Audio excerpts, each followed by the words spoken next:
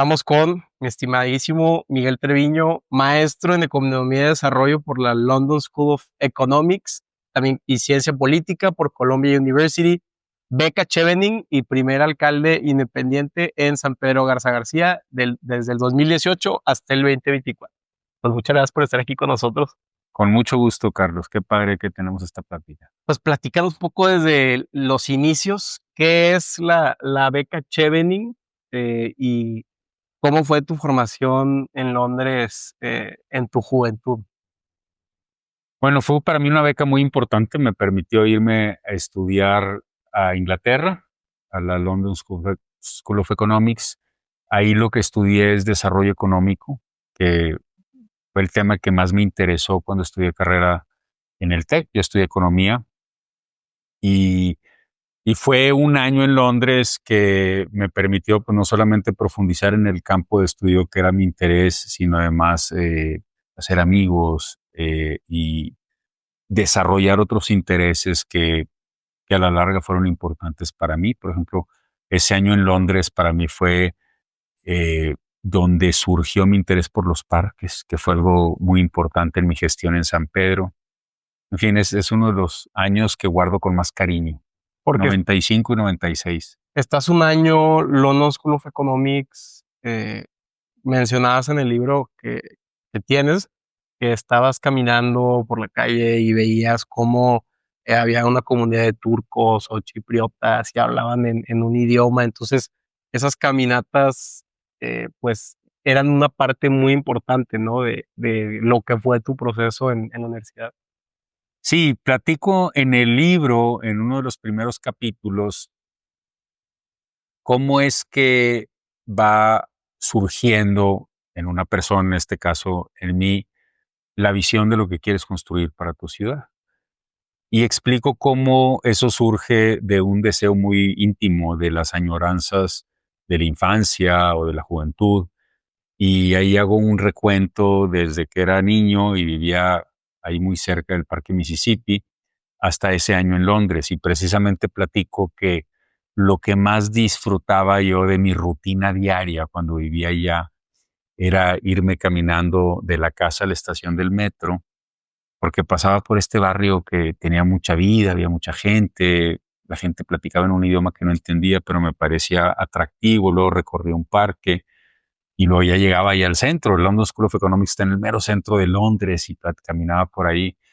Y para mí eso fue el darme en cuenta de manera empírica, de manera directa, este es el tipo de ciudad que a mí me parece que, que te permite construir comunidad, que te permite conocer gente en el espacio público, que te permite sentirte seguro a partir de que el espacio público está lleno de ojos, de personas viéndonos unos a otros. No, y nosotros en México, o al menos yo no estaba preparado para tener este tipo de urbanismo, porque yo me fui con el TEC a Berkeley, a la Universidad de California, y yo llegué, Miguel, con botas de vaquero, zapato de vestir así, con casi tacón, y, y trataba de caminar y decía, no puedo.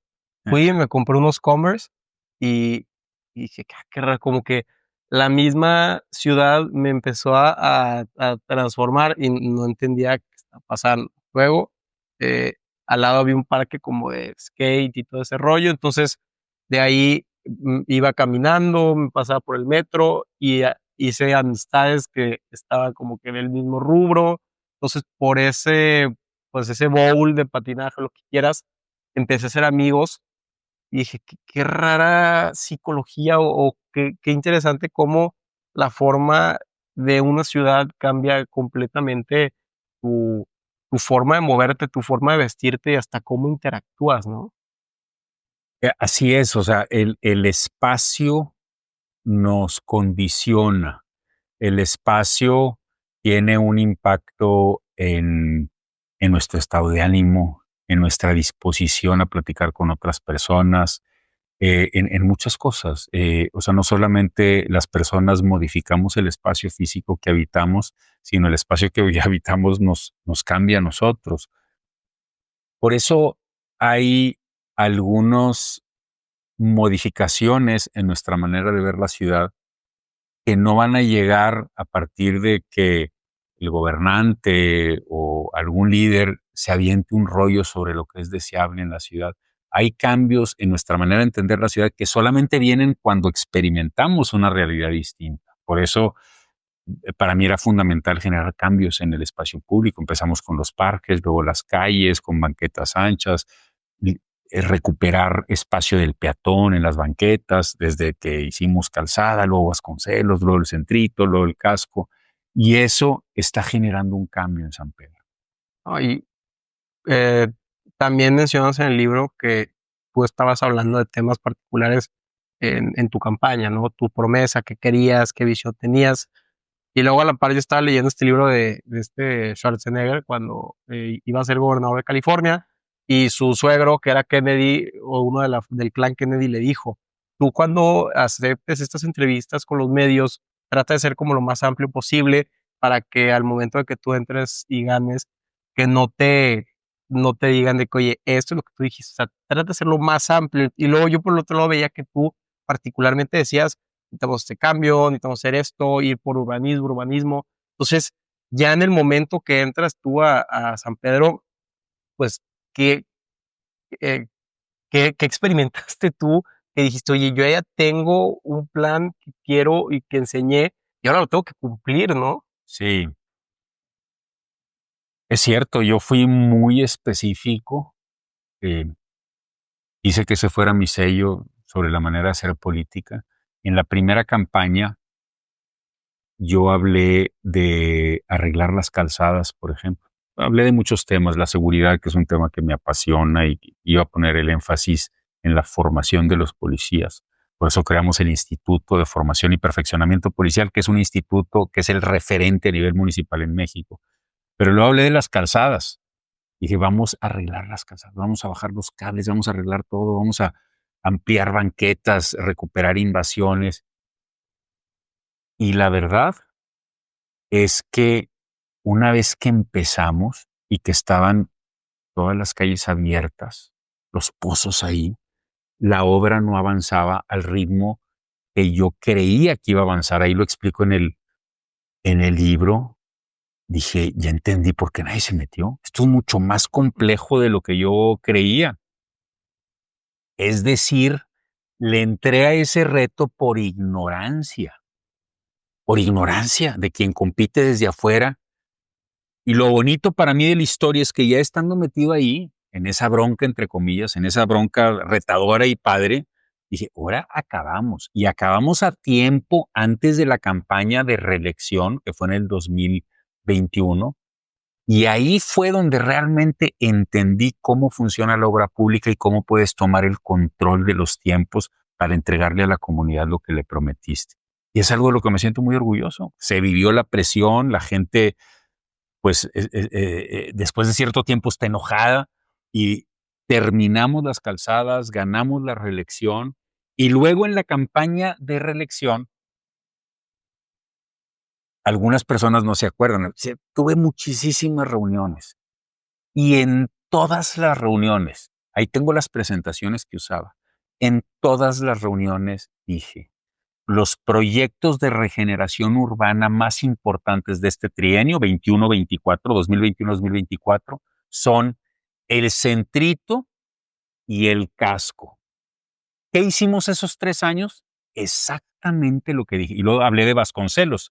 Claro. Dije que íbamos a arreglar 2 tramos. Uno, el primero que arreglamos, que va de Corregidora a Jiménez. Ese fue el primero, el más difícil, porque hubo que comprar propiedades y expropiar. Y luego el segundo tramo, que fue de Corregidora a Guerrero. Hicimos lo que dijimos. Entonces luego la gente en cierto momento pues estaba muy enojada en el sentido. Y dije, bueno, pues sí, hacer esto cuesta. Hace 40 años que se necesita renovar el centrito. Está espantoso de hace 40 años. ¿Por qué no lo habían hecho? Porque cuesta, porque genera fricción, porque hay inconformes, porque el costo para el servidor público, para el alcalde, es mayor que el beneficio en términos de aprobación. Pero yo me movía por otras intenciones, por otros intereses, que era dejar un legado valioso para la comunidad. Entonces, todo esto es para contestar, tú empezaste hablando, normalmente las campañas son más Sí, vagas, son más, ambiguas. y a mí me interesaba hacer una campaña concreta de compromisos que la gente pudiera entender y cumplir. Porque, digo, nos vamos a meter un poco al fútbol americano, porque, digo, tú y yo somos Steelers. Dentro del libro, usa referencias de coaches y, pues, Terry Bradshaw, que jugó en los 70s en los Steelers, a él le consideran, le dicen clutch QBs, que son los quarterbacks que bajo presión son muy buenos. Mm, Entonces, yo también lo que vi dentro de estas gestiones anteriores es que cuando empezaba a ver el calorcito en la cocina o se empezaba a crear este embudo de presión, ya sea por centrito, pues pivoteas y creas el tema de junta a las 7 de la mañana con los desarrolladores, o sea, sí, vas gestionando. Entonces, ¿cómo? Pues tú, me imagino que la presión tú la veías como un motor, ¿no? Un sí, incentivo, porque hay gente que le gusta mucho sí. Sí, yo creo que ese tema, Carlos, es muy importante, el conocerte. Eh, Hay personas que les cuesta mucho trabajar en un ambiente de inconformidad, de presión, de quejas, y les angustia a tal nivel que no pueden dormir y no pueden hacer su trabajo y empiezan a pensar con poca claridad. Y a mí no me pasa eso. Esta posición de alcalde no es para todos, ¿va? A mí lo que me pasa es que identifico esa inconformidad, esa presión, que además ya está presupuestada. ujú. O sea, cuando yo planteé estos retos, estaba presupuestando algo que iba a ser difícil. A ese nivel no lo dimensioné a ese nivel, ni tampoco la presión ni las protestas, pero sabía que iba a ser difícil. Y cuando empiezas a ver esto que, como bien dices, la temperatura va subiendo, la presión se manifiesta por todos lados, hay incluso manifestaciones en Calzada del Valle, Pandemia aparte. pandemia, digo, no, pues vamos a encontrarle cómo, vamos a ver cómo aceleramos el paso, vamos a resolver. Y lo hago sí sintiendo la responsabilidad y sabiendo que hay ciudadanos que la están pasando mal, que los comercios, pero con mucha energía. O sea, no me drena de energía esa situación, sino que me da energía. ¿Por qué? Es una cuestión de personalidades. No, y también tú al estar pues, de independiente, tenías la libertad de que, pues, eras una persona que estaba haciendo su labor 6 años y de regreso, pues, a la vida, a la vida pública, digo, a la vida privada. Entonces, creo que es una mentalidad que, pues, es bien difícil salirse, porque una vez que Mm, tú estás en política y empiezas a hacer relaciones y tienes este tipo de trabajo y ya te terminas, haces una gestión y, pues, puedes empezar a ver qué otras opciones, oye, qué si ayudo desde, pero es bien difícil dejarlo y yo he visto que o por ti o por tu equipo, cómo ¿cómo te logras tú desaprender de este ímpetu que hasta tu mismo equipo te dice: "Ahora, ¿qué sigue? ¿El Senado, qué?". Y ahí es un freno de decir: "Pues, vamos a tomar una pausa y ver qué sigue, o cerrar bien", ¿no? Que esa es sí. otra. Sí, hay que reconocer que la política, yo creo que en México y en cualquier lado, como tiene su manera normal de funcionar, que a veces va en contra de que el gobernante dé resultados. Y en el caso de México, eh, la reelección está limitada, y pues lo que pasa es lo que tú dices en la mayor parte de los casos. Calculas tu trabajo en función de que para cuando termine tu periodo, o sea, para cuando ya estés en el año 3, no tengas pendientes importantes, no tengas ejecución de proyectos en marcha que generen presión en la comunidad y que te vayan a afectar en términos de aprobación, de tal forma que estés listo para competir para lo que sigue. Entonces, ¿qué es lo que pasa? Que si tú tienes esa limitante en términos de el estado de ánimo que debe haber en la comunidad para el final del año 2, pues los proyectos van a ser más chiquitos. Ujú. Y aquí fue todo lo contrario. Acá tomamos otra decisión. Este fue de alguna manera mi experimento en términos de vamos por los proyectos grandes que necesita esta ciudad, los que van a dejar legado, los que van a generar una transformación en positivo y a trabajar desde el presente. Oye, Miguel, ¿pero qué viene después? No lo sé, pero esta es la oportunidad que tengo ahorita. Y ahí lo reconozco en el libro. Yo sí tengo y tenía aspiraciones políticas y en algún momento pensé competir por otro cargo público, pero ahí me di cuenta, en ese momento de la presión al máximo, de llegar al final del año 2 y estar en medio de obras muy importantes, dije, yo tomé una decisión y debo ser consecuente con esta decisión. A proyectos ambiciosos de transformación urbana sin precedente en San Pedro corresponde un alcalde que se queda hasta el último minuto. Eso fue lo que hice. Pero Y estoy muy contento de haberlo hecho. ahí te das cuenta por qué no se había hecho antes, ¿no? Porque el costo político era Completamente. durísimo.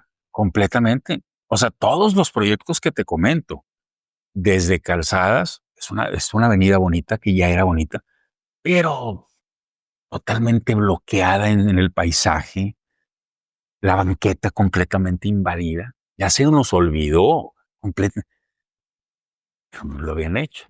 Vasconcelos era una avenida que no se terminaba. O sea, tú ibas circulando de oriente a poniente, llegabas a Corregidora y la avenida se angostaba. 70 años así, nunca se terminó. ¿Por qué? Eso es un rollo, 32 propiedades. Compramos 24, las últimas las expropiamos, demolimos. ¿Por qué no lo habían hecho los demás? Implica fricción. Y bueno, no se diga la renovación del casco y la renovación del distrito Centro Valle. Y le digo distrito en lugar de centrito, porque va más allá del centrito. El centrito es Orinoco y Mississippi. Esto era Orinoco y Mississippi hasta el Parque Mississippi, Tamazunchale, conectando Calzada del Valle con el Parque El Capitán, un tramito de Grijalva. Es un proyecto, o sea, la gente se quejaba, Miguel, quisiste hacer mucho. ¿Por qué no lo hiciste por etapas? ¿Por qué no hacías un pedacito nada más? Pues Había poco tiempo. porque había poco tiempo y porque no le iban a dar continuidad y porque había que hacer algo que le diera a la comunidad la posibilidad de experimentar una ciudad distinta. Tuve ahorita a esa zona y empieza a vivirse de manera distinta. Hay gente siempre ahí, en la cuchilla de Colorado y Que es una Y, Orinoco. ¿no? Sí, ahí siempre hay vida. Empieza a configurarse una ciudad distinta. Y además, yo digo, cuando la gente me criticaba porque, oye, Miguel, ¿por qué quisiste hacer tanto? Porque no se criticaba la pertinencia del proyecto. Eso no había duda de que había que, ¿por qué quisiste hacer tanto en un proyecto que valía la pena? Yo digo, híjole, yo quisiera quejarme de nuestros gobernantes en México porque quieran hacer mucho de lo que se tiene que hacer. Entonces, no, estoy muy satisfecho de haberle entrado con todo y terminar mi periodo y regresarme a mi actividad privada. Ahorita estoy muy contento en la actividad académica porque ahí también hay que aportar. Sí, yo vi varios retos muy importantes que tiene el municipio y me gustó mucho la mentalidad de Dino Cantú, que ella pues, trabajó contigo y mencionaba mucho que el 50% del país vive en 100 municipios. Entonces, si tú puedes cambiar esos 100 municipios, pues puedes cambiar la mayor parte del país y es un trato más directo el municipio porque estás al lado del ciudadano. Pero luego vi retos, por ejemplo, eh, pues poca disponibilidad de recursos y falta de competencias constitucionales. Recursos, pues, que que tú habías mencionado que nada más el Fondo de Aportaciones para Infraestructura Social Municipal y otro son los que realmente soltaban lana si es que había, ¿verdad? Tú, eh, si llegas, Diputación Federal, Senado, algún tema legislativo, ¿cómo o qué legislaciones te gustaría implementar o iniciativas de ley para fortalecer más el municipio y evitar, pues, este tipo de manos atadas que vives o que Sí. viviste en estos 6 años? Sí, la verdad es que San Pedro es un municipio que en términos presupuestales eh, tiene condiciones pues, de ventaja con respecto a otros municipios en México. Y ahí lo que es importante también reconocer es que San Pedro es un municipio y nosotros hicimos mucho énfasis en eso, se cobra el predial. Se cobra el predial en la zona valle de clase media, media alta, pero también en la zona popular. La gente paga su predial. Las tasas de pago de predial es del 85%. Prácticamente todo el mundo paga. Y hay otros municipios que no hacen ese esfuerzo. Entonces yo lo que haría es todavía presionar más al municipio para que cobre su predial en beneficio del propio municipio. Se deja dinero, se deja de cobrar dinero de gente que puede pagar el predial o de empresas que pueden pagar el predial, pero tenemos una cultura en México en donde, ay, se lo perdono, no lo cobro, aún pudiendo pagar. Entonces, eso no se vale. Hay que recaudar lo que le corresponde al municipio para tener finanzas más sanas. Y por otro lado, contestando lo que pregunta sobre reformas a leyes, la actualización de los valores de la tierra no tiene por qué estarse aprobando a propuesta del alcalde. El valor de la tierra va subiendo. Esa situación de que el alcalde proponga, que el Congreso considere que está subiendo el valor y que todo ese desgaste es innecesario. Pues, perfectamente podemos tener una ley en donde se establezca la fórmula a través de la cual los valores catastrales, es decir, el valor de la tierra que va subiendo, Ujú. no la tasa de impuesto, sino el valor del bien al que se le aplica un porcentaje de impuesto, es decir, la tierra, se va actualizando de manera automática, de tal forma que la recaudación del municipio se mantenga actualizada con respecto al aumento de los precios en general. Mm. Y otro tema de estructuras, pues, más que nada constitucionales, que tú dijeras: "A mí me hubiera gustado como alcalde tener la facultad", no sé, pues, en Centrito que todo este tema de luz, drenaje, electricidad, es más que nada gestión del Estado y luego es un poco más burocrático el proceso, pues, lo vimos, ¿no? Otro tipo de facultades que a ti como alcalde te hubieran ayudado muchísimo con alguna iniciativa, eh Sí.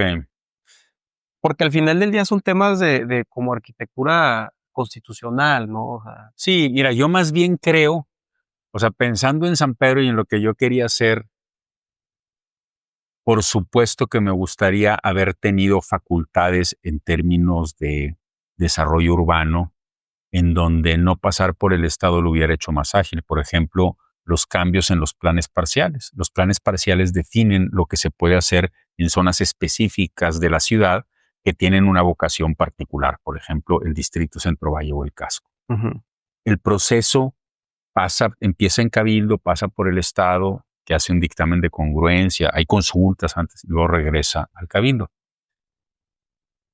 Pero yo creo que eso no lo debemos ver desde la realidad de un municipio, sino desde la realidad de la ciudad. Yo más bien ahí lo que creo que hace falta en términos de legislación y en términos de cómo gobernar la ciudad es tener una planeación urbana a nivel metropolitano, en donde no tenemos a cada municipio tomando decisiones sobre nuevos fraccionamientos. Es muy grave que en esta metrópoli los municipios de la periferia estén aprobando fraccionamientos sin ton ni son. O sea, eso tenemos que controlarlo porque es el problema del estado, una mancha urbana que se va extendiendo. Entonces, es ahí donde más bien hay que concentrar responsabilidades de toda la ciudad en un organismo de planeación urbana metropolitana para decir, estas zonas son para generar densidad, para tener edificios con cierto nivel de coeficientes de uso de suelo, y estos municipios ya no pueden crecer porque en nuestros problemas más graves, transporte, agua, contaminación, seguridad, se complica el problema en la medida en que la mancha urbana crece. No, y ahorita ya no lo escucho tanto, pero hace unos 5 o 6 años se mencionaba mucho San Pedro, oficinas, y decían: "San Pedro, oficinas". Como yo soy foráneo, llegaba, o sea, cuando llegué a vivir aquí, escuchaba mucho eso de: "Sí, es que aquí están los corporativos, y por ende, no sé, hay riqueza", lo que sea, pero era mucho mentalidad San Pedro, oficinas. Y luego, hace como unos 4 años, em, chance por pandemia, no sé, pero empecé a ver zonas, que, pues, que idealmente querían ser oficinas, de repente, pues no, van a ser residenciales. Entonces, se me hizo muy, muy extraño ese cambio y hace mucho no escucho este tema de San Pedro es igual a oficinas, eh, y es algo que no nos acordamos, la verdad.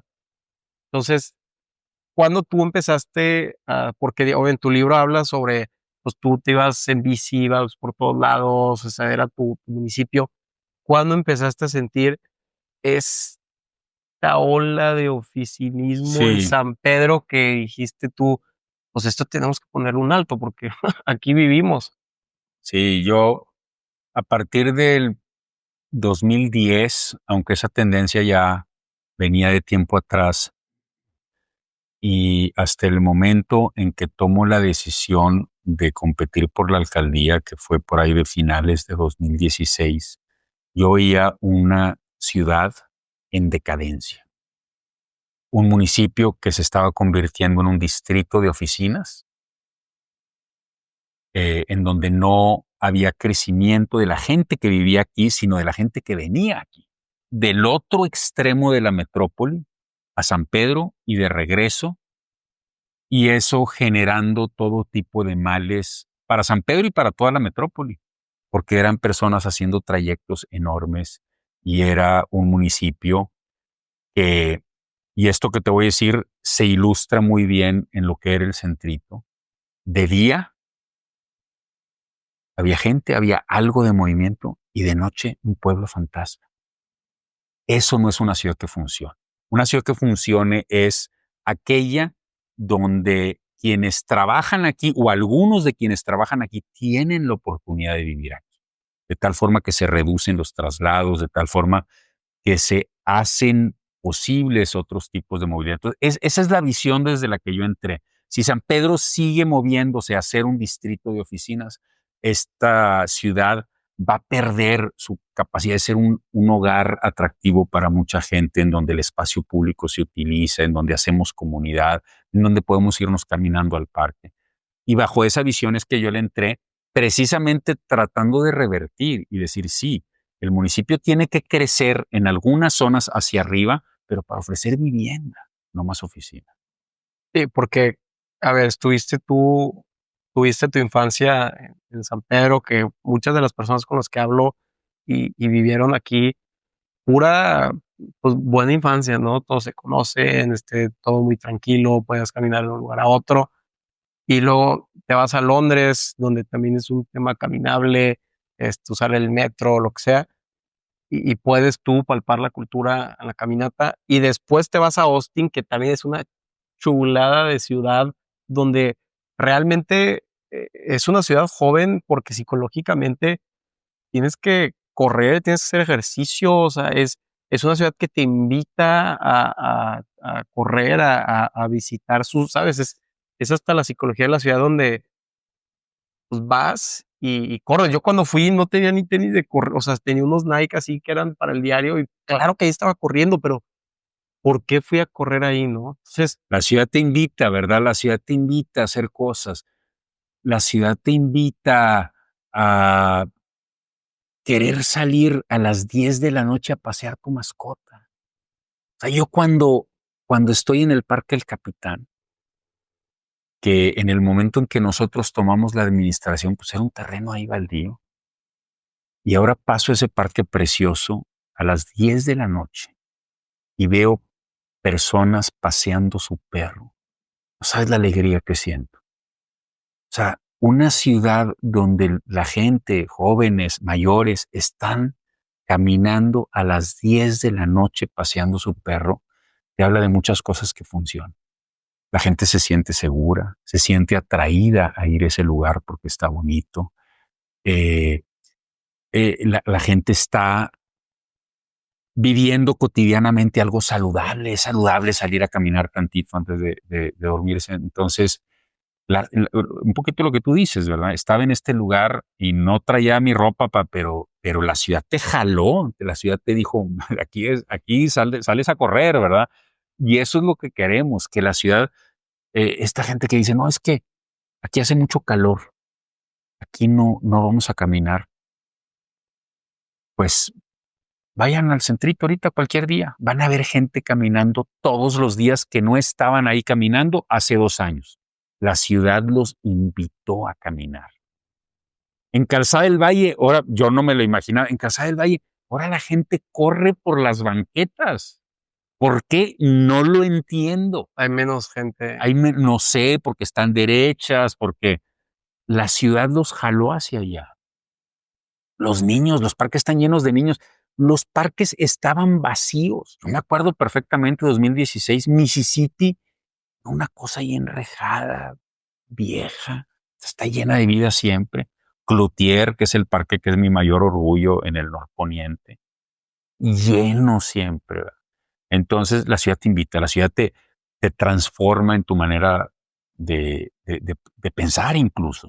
No, y aparte, mencionas que una de tus hijas muy chica cuando vivía en Austin te decía que no quería vivir en San Pedro. Entonces, te pega, ¿no? Y más que nada que es tu infancia, donde tú viviste ahí toda tu vida, pues, a tu familia, tus papás, tus abuelos. ¿Qué aprendes de Austin como ciudad que dijiste esto se puede homologar a San Pedro? Sí, yo en el caso de Austin, que en muchos sentidos o en algunos sentidos tampoco me parece una ciudad idónea. Me parece que el tema de movilidad está mal resuelto también. No tan grave como Houston o San Antonio, pero mal. Sin embargo, es una ciudad con una vida en el espacio público vibrante. Espacios verdes muy bien preservados, muy atractivos, con, con mucho encanto, ¿no? Mucho comercio local, muchas actividades. Entonces, eso me llamó mucho la atención. No, sí, muchos running clubs, Sí, son, te digo, ciudades que invitan. También mencionas eh, que hay dos diferentes tipos de equipos que debes de tener al momento de entrar a una alcaldía, ¿no? Que es tu equipo operativo para el tema electoral y luego tu equipo o tu cabildo, ¿no? Que nosotros pensamos que pues el mismo equipo electoral operativo ya luego se suma a tu cabildo porque te apoyan, pero ahí ya me di cuenta que no. O sea, un tema es votos, estructuras y planeación, y otro ya es buscar a la persona ideal para ese puesto, ¿no? Más que nada, pues desarrollo urbano y que es como que siempre hay un tema ahí. ¿Qué te das cuenta tú al momento de hacer las entrevistas? Porque mencionas mucho que ves su personalidad, porque quieren el puesto. O sea, ¿cuáles fueron las alertas que tú recomendarías a las personas que quieren entrar al servicio público? No sé, alguien gana la alcaldía en 7 años y ¿qué le recomendarías? Oye, pues búscate un perfil eh, ambicioso, pero ten cuidado con esto. O sea, ¿cómo eliges este tipo de personas? Porque pues la política te expone. Entonces, ¿qué sugerirías en este tema de sí, reclutamiento de personas ideales para el servicio público, no? sí. Conformar un buen equipo es clave para tener resultados. Si tú no conformas un buen equipo, no tienes ninguna posibilidad de tener éxito en un proyecto que sea ambicioso y de transformación. Entonces, ¿qué es importante? Primero, lo que comentas con respecto a capacidades distintas para la campaña que para el gobierno. Esa fue una decisión muy difícil para mí, porque hubo personas que pues apostaron por una campaña completamente improbable y aunque no había ningún compromiso, pues tenían una expectativa de que yo los invitara a un puesto de la mayor responsabilidad. Y no necesariamente fue el caso. ¿Por qué? Porque venía el reto de gobernar. Y ahí invité a las mejores personas para las tareas de gobierno. Esto es algo que de alguna manera distingue al gobierno de San Pedro de la mayor parte de los gobiernos municipales, incluso estatales en México. Otro es ser muy cuidadoso en las entrevistas. Son, sobre todo como yo estaba planteando el gobierno, tareas muy retadoras en donde el nivel de presión, de reto, de esfuerzo es muy alto y la remuneración pues es digna, pero no es el nivel de remuneración que tienes en el sector privado. Entonces ahí uno tiene que ser muy acucioso para decir, a ver, ¿qué es lo que a ti te atrae de manera especial de este reto? O sea, yo soy de los que creen que, eh, digamos, tenemos necesidades económicas para resolver nuestro día con día, pero no es lo único que nos mueve. Y si yo estaba planteando un proyecto donde iba a exigir tanto, yo tenía que entender a cada uno por qué le quieres entrar a este reto. Y ahí es muy padre ir descubriendo pues un deseo personal de trascender, de dejar legado, de aprender a traducir ciertas capacidades de lo privado a lo público, crecer profesionalmente. Todas esas son aspiraciones legítimas. Pero si hay alguien que viene nada más por una chamba y, y no tiene claro por qué está tomando la posición, cuando sabe que es tanto el trabajo y la remuneración, insisto, es digna, pero está muy controlada, pues hay una explicación que no está completa y eso es motivo para ser cauteloso. ¿Cuáles fueron para ti estratégicamente, cuáles fueron las áreas que más, pues, cuidado le di? Obviamente le das cuidado a todos los roles, ¿no? Pero yo pensaría, y corrígeme si estoy mal, que es desarrollo urbano, tesorería, y había otra que era algo como de administración, ¿no? Que es el que gestiona que Bueno, obras no hayan públicas roces también, y obras públicas. públicas, ¿no? Sí, yo Esos creo que fueron eso. los 4 Yo que creo dirías que eso. tú, porque Y, no le puedes dedicar todo el tiempo a todos los sí, roles, ¿estás de y acuerdo? una vez que tienes resuelto eso, en el caso de la Secretaría de Finanzas y Tesorería, ese tema completamente resuelto desde el minuto uno. Una persona, Rosa María Hinojosa, súper estricta, muy escrupulosa, rienda corta, cuidaba el dinero de una manera férrea, muy austeros en todo lo que era el funcionamiento de las oficinas. ¿Por qué? Porque teníamos un proyecto hacia afuera muy ambicioso, entonces te da mucha tranquilidad. Igual en esas otras, desarrollo urbano es una posición muy difícil porque te toca poner orden en una ciudad en donde hay gente muy poderosa y en donde la gente quiere que se apliquen los reglamentos de manera muy estricta, pero como dice el dicho, en los güeyes de mi compadre, no en los míos. Y el papel de desarrollo urbano es poner orden para todos. Obras públicas es una secretaría que ejerció presupuesto de miles de millones de pesos. Entonces, la integridad de la secretaria fue una cosa clave para que el dinero rindiera. Entonces, sí, todas las posiciones, pero hay algunas donde la presión se concentra. Sí, porque en el libro hasta mencionabas que tu cabildo te decía que ya encuentra el de obras públicas. ¿Cuándo te diste cuenta que tenías a la persona indicada en ese rol en particular? Que es como tú dices, o sea, el tema de desarrollo urbano, de este crecimiento de inmobiliarias, hay una presión muy grande porque hay una plusvalía enorme de esta ciudad, ¿no? Entonces, tienes que encontrar la persona indicada para el temple, eh, y ir en contra también de lo que muchos dicen en la alcaldía va a ser amigos. Pues sí, amigos haces, pero vas por la visión, ¿no? Sí. Y yo cuando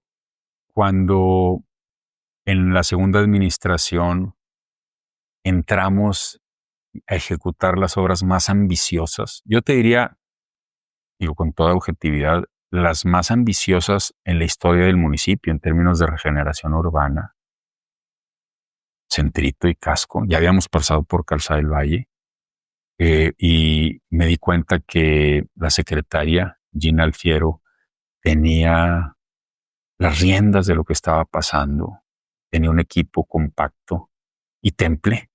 A los días de empezar es un problema tras otro, tras otro. Son temas muy complejos. Con el temple irlo resolviendo, dije, bueno, la persona. Para ti, ¿qué es el número 32? El número 32 es un número muy padre. Eh, en el libro platico, hay una historia de cuando yo decidí entrarle. Todo el mundo, hasta mis amigos, me decían, vas a perder, vas a perder, vas a perder. Y de repente caes en cuenta que no es lo más inteligente darte de topes con algo que la gente no cree. Entonces dije, bueno, ya no me voy a pelear con los que dicen que voy a perder. Convirtamos este proyecto en un proyecto que tiene un objetivo distinto. Entonces le encargo a mi hermano y a un compadre que convirtamos este proyecto en algo numérico, en votos. Y se pusieron a revisar votaciones históricas, tendencias, etcétera, etcétera, etcétera. Y regresaron y me hicieron una presentación. Y la presentación se llamaba el Proyecto Harris. Porque Franco Harris era mi corredor favorito en fútbol americano cuando era niño, de los Steelers, que es nuestro equipo. Y le pusieron ese nombre porque querían que me quedara grabado en la mente que 32,000 votos era lo que yo necesitaba para ganar. Es decir, no hay un alcalde, alcaldesa en San Pedro que obteniendo 32,000 votos no haya ganado. Ya, mi objetivo ya dejó de ser ganar. Mi objetivo en ese momento se convirtió en obtener 32,000 papelitos donde cruzan la opción que nosotros representamos. Y ahí cuento la historia. No les voy a contar el final, pero lean por qué es tan importante el 32. Ganas la elección, te marca el Bronco, Sí. que trabajaste con él, anteriormente. ¿Qué te dice? Me dio mucho gusto. Yo todavía estaba ahí en el búnker, pues estábamos contando votos. Las tendencias eran muy favorables. Una sorpresa para muchos porque una semana antes, una semana antes de la elección salió la última encuesta, la que mejor nos ponía 15 puntos 15 puntos abajo. abajo. Y de repente, y me felicitó, me dijo, Miguel, felicidades. Aquí estoy listo para que nos reunamos a planear el trabajo juntos. Y la verdad que tuve una relación cordial con él a lo largo de esos 3 años. Luego me tocó con el gobernador actual. Porque algo que hizo el Bronco dentro de su campaña, que fue maravilla política, marketing político, era los todo lo las publicidades del Bronco los personalizaba la gente. No habían unos colores oficiales. Sí era el morado, pero llegaban y, oye, tú puedes personalizarlo como tú quieras, con que diga Bronco. Entonces, Eh, eso hizo que muchas de las personas pues, les gustara porque ya no había una estrictez detrás de estos son los 3 colores o lo que sea, sino podían personalizar, estos logos. Entonces, tú veías todo tipo de eslogans y logos del Bronco con todo tipo mm, de tipografías. Y después veo que tú también hiciste algo similar con el amarillo fosforescente, donde era más, oye, si tienes tu fosfo, úsalo, sí, pero nunca con una rigidez de eh. tiene que ser este color. además de, no sé si haya sido, pues, parte de eso, pero hay otros aprendizajes que tú viste de estar en la campaña con el Bronco que dijiste: "Es que esto es", ¿no? Bueno, lo que te comentaba de convertir la campaña en números fue algo que aprendí de el Bronco y su equipo. Eh,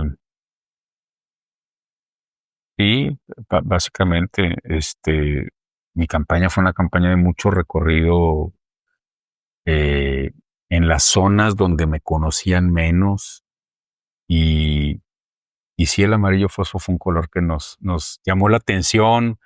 Y llegó un momento en donde, como dices tú, de manera muy espontánea, nosotros lo hicimos en el comité de campaña, pusimos un listón amarillo alrededor del tronco, un árbol que está en el patio, y luego una regidora lo hizo en su casa, puso unos listones amarillos y le gustó a la vecina, y de pronto el municipio estaba lleno de casas con sus listones amarillos de manera espontánea, y eso generó un ánimo en donde se sentía que la campaña ya no era nuestra, sino era de la comunidad, y creo que fue lo que nos dio el último empujón para ganar. Sí, cierto, porque ya con que tú tuvieras un póster del color amarillo, ya Ajá, automáticamente te identificaban, entonces, pues, el fuego se movía más rápido, ¿no? eh, No era un tema de que tenías que ir a solicitar los pósters y de regreso, o sea, sí se sentía la inercia. ¿Cómo también, cómo creas también esta cultura donde ya no es tanto no es la persona o la personalidad, sino los sistemas, ¿no? eh, Hablábamos mucho de los Steelers de los 70s, Chuck Noll, que era pues, ese era el coach, el coach. él mencionaba mucho que si yo te tengo que motivar, te despido, güey, porque todo lo hacen en base de sistemas, de planeación, o sea, si se lesionaba a alguien, la otra persona estaba igual de capacitada, no había tanto un tema de capitanes, de egos, de lo que sea, o sea, porque hasta la misma defensa de los 70s tenía igual de personalidad que que el QB, y es algo no muy común. Entonces, ¿cómo logras crear esta cultura donde no hay estrellas, no hay tanto ego, sino es más que nada todos hacia una visión, o que no haya un Sí, culto de personalidad, que luego es bien, pues, bien padre hacerlo, ¿no? O sea, o mucho más fácil, eh, tú dar la cara y ser el founder y que todo sea a través de ti. O sea, ¿cómo empoderas a los otros para delegar eso y que se vuelva un sistema? sí. Eso es, eh, pues es lo más difícil y toma tiempo. Hay un capítulo en el libro que se llama Principios. En realidad se pudo haber llamado también Cultura. Y en ese capítulo hablo de ciertos principios. Los principios no son tanto como digamos, normas éticas, sino los principios son útiles porque describen cómo funcionan las cosas. Entonces fuimos descubriendo esos principios y cómo nosotros como equipo actuábamos frente a ese principio. Por ejemplo, gobernar es comunicar. Siempre tenemos que estar comunicando. Por ejemplo, la calle es nuestra, de los ciudadanos. ¿Qué quiere decir eso? Que siempre estamos en la calle, siempre damos la cara cuando la gente está contenta con nosotros y cuando no está contenta. Otro principio es del final hacia el principio. Cuando tenemos un proyecto importante, lo primero que se pone en nuestro ejercicio de planeación es el momento en donde ese proyecto va a estar terminado y el ciudadano lo va a estar aprovechando, es decir, el día de la inauguración.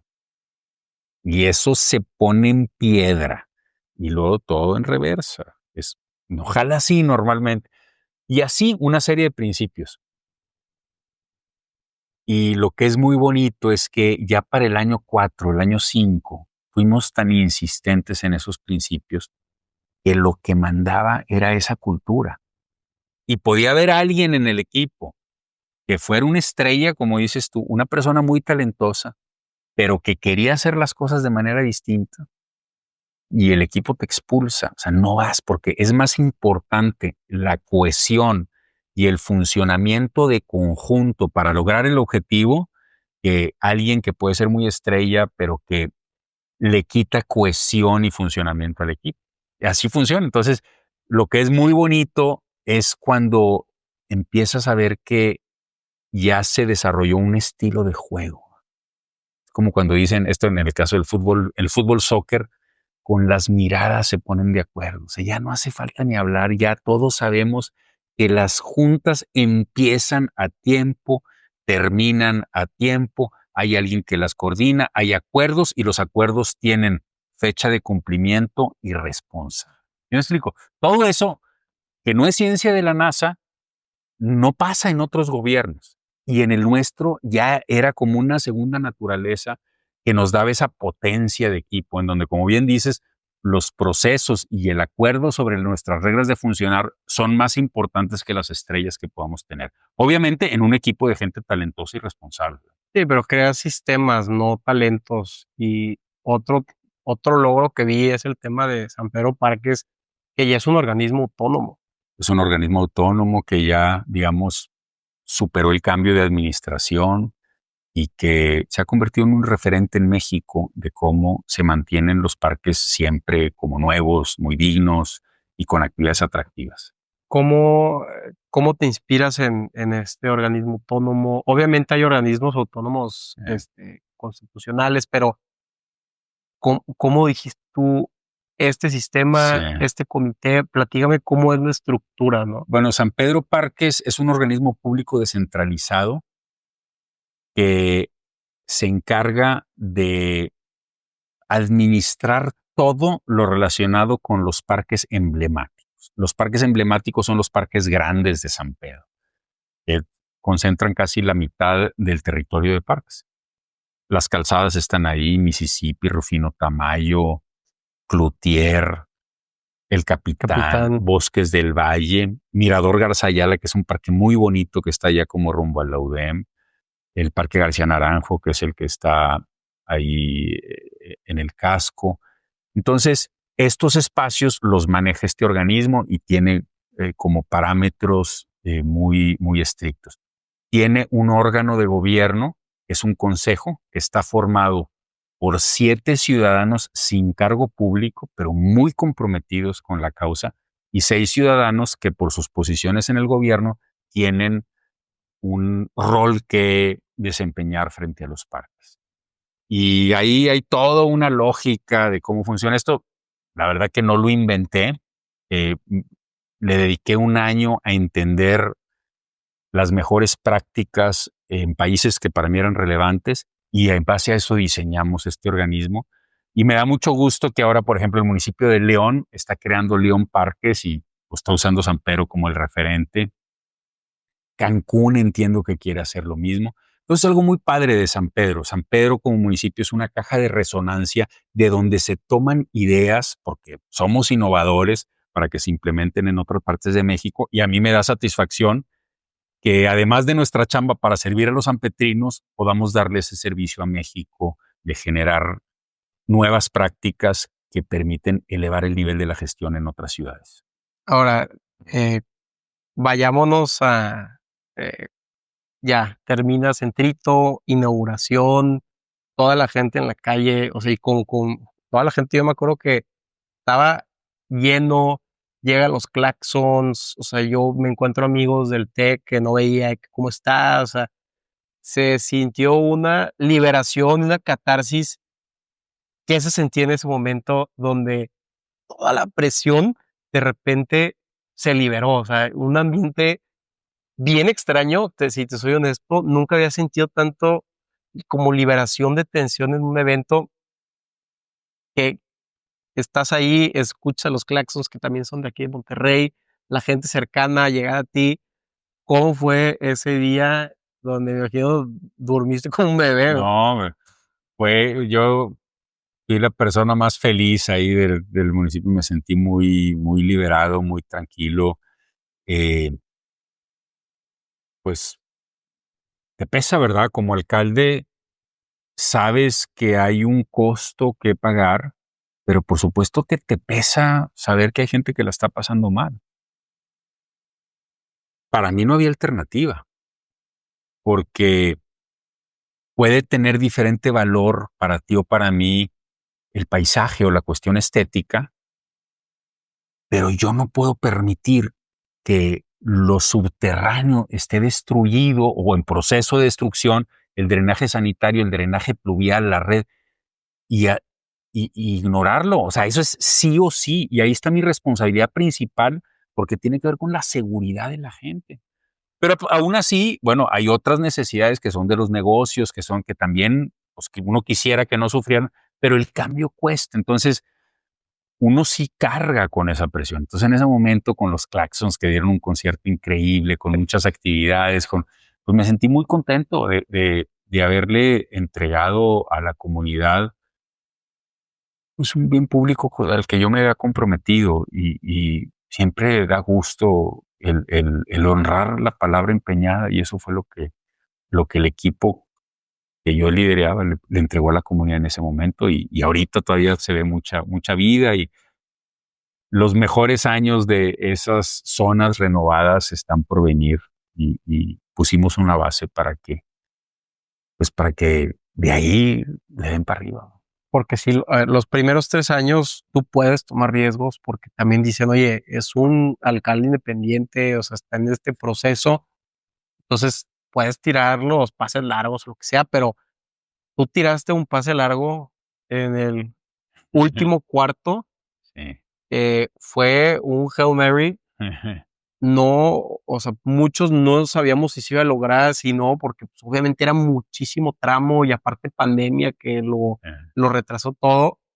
Entonces, ya cuando están los claxons tocando, es hay una cantidad de gente, pero ambiente sano, o sea, todos Muy familiar. muy familiar, o sea, a mi gente de mi edad fue como, pues yo, o sea, me gustó ser parte de ese proceso de historia donde yo vi cómo el balón lo agarraron, pero fue un riesgo que, pues, tiraste un pase de 40 yardas el último cuarto.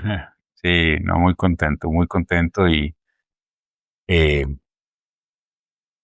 la verdad es que cuando uno empieza esos proyectos tan ambiciosos, no sabes exactamente cómo vas a terminar y cómo vas a agarrar tantos hilos que no dependen de ti. O sea, hay muchos terceros involucrados que no están bajo el mando del alcalde. Comisión Federal de Electricidad, Telmex, 12 o más cableras, agua y drenaje, gas natural, los vecinos que tienen invasiones. Nada de eso está bajo el mando del alcalde. Sí. De ahí lo complejo. Entonces, hay una parte de la chamba que por más de que la pongas en una línea de tiempo y en responsabilidades específicas, dependes de otras personas que están afuera del gobierno. Y eso, pues te requiere ir inventando y solucionando sobre la marcha de aquello que te vas encontrando de quien está afuera. Entonces, por eso, pues sí, una gran satisfacción de que pues, fuimos capaces de resolver aquello que no controlábamos. Entonces, con mucho esfuerzo y determinación y cariño por la comunidad. No, y es el tacto de saber que si no depende de ti este proceso y tú vas y dices que no es mi culpa, pues menos te van a ayudar, ¿no? O sea, tienes que ser también súper diplomático, que ahí es donde entra también el factor, pues, humano, ¿no? O sea, Hasta dónde sí. se puede. Sí, estos proyectos a veces se ven como proyecto de obra pública, pero en realidad son proyectos que requieren mucha atención a la comunidad. Ahí participa la Secretaría de Participación Ciudadana y mucha comunicación con el equipo y ayudarles en resolver pues, todo lo que podamos, que no tiene que ver con la obstrucción de la calle que está abierta, que eso no lo podemos controlar. Entonces, sí son proyectos que requieren el trabajo de todo el gobierno para suavizar el impacto negativo de la obra.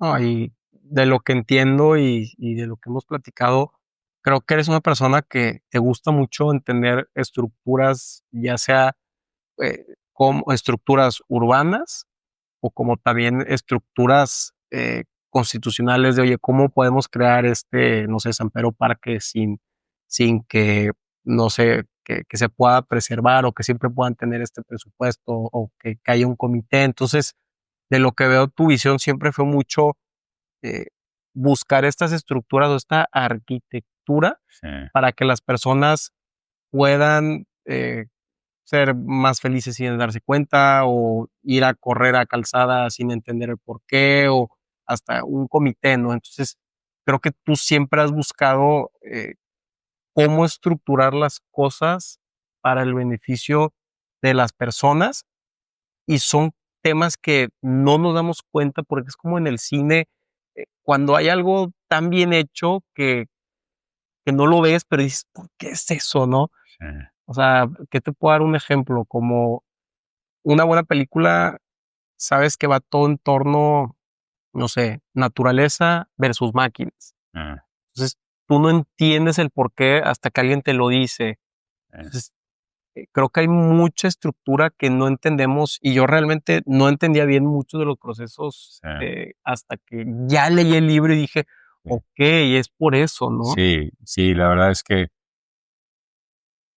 a ver, también es cierto que cometimos muchos errores y en todo gobierno hay elementos de improvisación y de acierto y error y todo, y que además también está en el libro. Pero lo que dices también es cierto, o sea, hay mucha ingeniería detrás de cómo hicimos las cosas. Hay mucho trabajo meticuloso de arrastrar el lápiz, de calibrar, de diseñar las cosas de tal forma que funcionen lo mejor que se puede, de tratar de prever lo que está fuera de nosotros. Y eso es lo que yo quiero transmitir en el libro, que sea útil para otros alcaldes, que no se tropiecen con la misma piedra, que tomen referentes de aquello que funcionó muy bien en nuestra administración.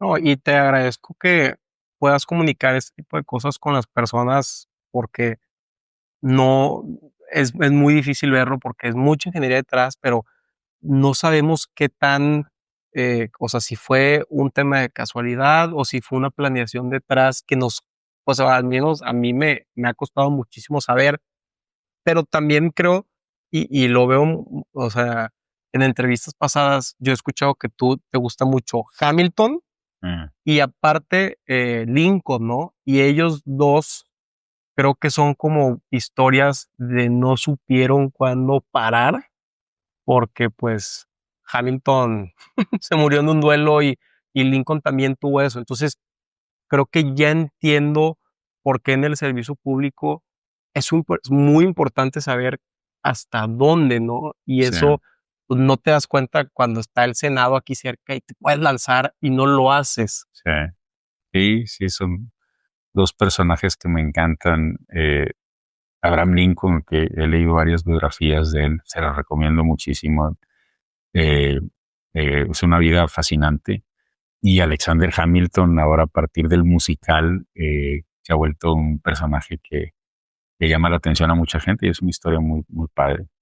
Otras figuras o políticos mexicanos que te gustó, que supieron hasta dónde, o sea, supieron detenerse porque, pues, puede que no era su momento, porque como en tu caso tenías que terminar esta obra en vez de estar buscando 100,000 firmas, ¿no? Sí. O sea, otros personas en tu entorno que no lo vemos Mm, hasta que te dicen: "Oye, este, él tenía este puesto, pero se enfocó igual en su proceso", ¿no? O algún político que tú hayas visto sí, anteriormente. sí, buena pregunta. Eh, am- am- digo, no necesariamente que sea de los personajes que más admiro, pero ahora a partir de la serie del PRI, me parece interesante que, aunque Ernesto Zedillo decidió no aparecer y no dar entrevistas, y es de alguna forma criticado por sus compañeros de partido, me parece que es el priista que sale mejor parado. Y eso tiene que ver con que supo entender su rol histórico como presidente en relación a la democracia mexicana.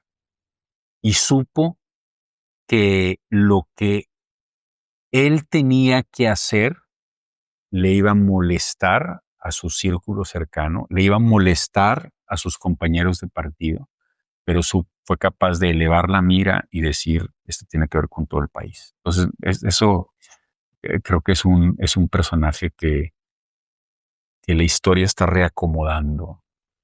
Sí, supo leer los tiempos y Supo había leer. tanto, era una caldera que necesitaba empezar a liberar. Y yo creo que lo mismo hizo Peña Nieto, que él también entendía que había una caldera de personas, pero pues sí, ese documental pasan muchas cosas. Obviamente él no va a dar la entrevista, pero sí entendió su rol y supo que tenía que liberar el partido, pero pues no se puede defender o no puede estar haciendo esas explicaciones Ah, porque pues, creo que es profesor ahorita en Yale. así es. Pues bueno, te agradezco mucho, Miguel, el tiempo, el espacio, eh, que hayas tú hecho este libro para que podamos entender de qué se trataba esta gestión y más que nada San Pedro, que es pues, yo le digo como un laboratorio de ideas donde pues sale muchísima cultura o lo que sea. ¿Y dónde podemos encontrar tu libro? Entiendo que ahorita estás en la academia, ¿qué clases estás dando? Gracias, Carlos. Muchas gracias por esta conversación que disfruté mucho. El libro, de verdad, se lo recomiendo. Ha tenido muy buena recepción. Contracorriente se llama ¿Por qué y cómo entrarle al reto de rescatar tu ciudad? Está en librerías, está en Amazon en todos los formatos. Libro normal, audiolibro, libro electrónico. eh, y bueno, pues ahorita estoy como director de la Escuela de Gobierno del TEC de Monterrey y a partir del próximo año voy a dar una clase muy padre sobre liderazgo público. Va a ser una clase que va a tomar, digamos, historias de todos lados, experiencia personal y bueno, también para quienes estén interesados en las maestrías en la Escuela de Gobierno me pueden escribir en las redes sociales. Pues te agradezco mucho, Miguel. De hecho, no lo dice, pero su libro está número uno en Amazon en Diálogos de Ley. Yo creo que esa es la sección, pero está en número uno. Y también te agradezco que te hayas tomado el tiempo de venir a este podcast con pues, una persona así random y que puedas tú platicarlo. Creo que un gran error de Cedillo es que no comunicó por qué tomó esas decisiones, entonces no entendemos su visión. Y bueno, te confieso que voy hasta la mitad del libro porque no me quería apresurar, porque sí le quiero dar su debido tiempo y va, te agradezco el Gracias, tiempo. gracias a ti, Carlos. Sigue disfrutando el libro. Te va a gustar mucho la segunda mitad. Muchas gracias. Gracias.